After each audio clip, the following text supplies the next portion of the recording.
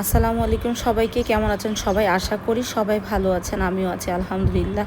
হঠাৎ করে আমার গ্রামে আমার চাচাতো ভাই আমার ছোটো ভাই একটা ভিডিও আপলোড করছে, ওর কাছ থেকে দেখে পরে ভিডিওটা আমি নিলাম, বললাম ভাই আমাকে একটু ভিডিওটা দে।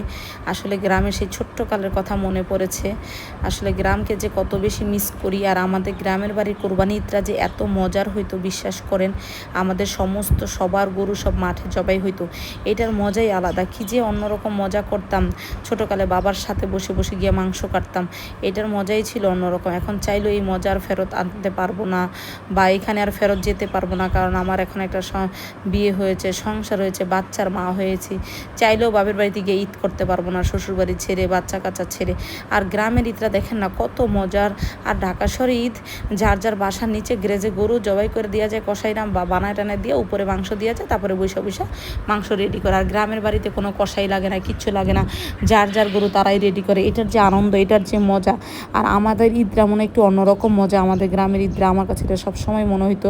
এটা আমি অনেকবার আমার হাজব্যান্ডকে এই গল্প বলেছি যে আমাদের কোরবানিটা যে এত মজার হইতো যেন, পুরো মাঠ জুড়ে শুধু গরু কোরবানি হইতো, তারপরে সবাই মাঠে বসে বসে গরুর মাংস কাটতো, সব কিছু প্রসেস করে নিয়ে আসতো। আর তোমাদের ঈদটাকে শহরে ঈদটা একদমই ভালো লাগে না। হঠাৎ করে এই ভিডিওটা যখন আমি দেখলাম আমার এত খারাপ লাগছে যে আর কি চাইলেও কি গ্রামের বাড়িতে ফিরে যেতে পারবো, আর চাইলে কি সেই ছোট্টকালের দিনগুলো আসতে পারবে? আসলে যা যায় জীবন থেকে তা আর কখনই ফেরত আসে না, এরকম একটা বিষয়। আমি জানি না এই ভিডিওটা দিলে আমি কপিরাইট খাবো কিনা ফেসবুক থেকে, কারণ ফেসবুকে রক্তাক্ত এরকম কোনো ভিডিও দেওয়া যায় না।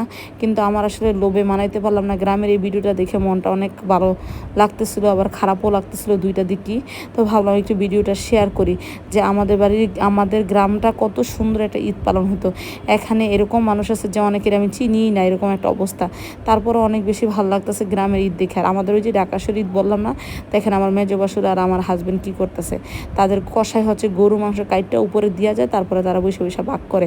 এই হইল গ্রামের ঈদ আর ঢাকা শহরের ঈদের মধ্যে কতটা পার্থক্য দেখেন। আর গ্রামের ঈদ তো কত হই হুল্লা থাকে, ঢাকা শহরের ঈদের মধ্যে কোনো হই হুল্লা নাই। গরু কাটলো, তারপরে মাংস ভাগ হইলো, তারপর রান্না করলাম, তারপরে খাইয়ে ফেললাম, শেষ। মানে কি একটা অবস্থা। আমি অনেক বেশি মিস করি আমার গ্রাম বাড়িটাকে, যদি যেতে পারতাম আরেক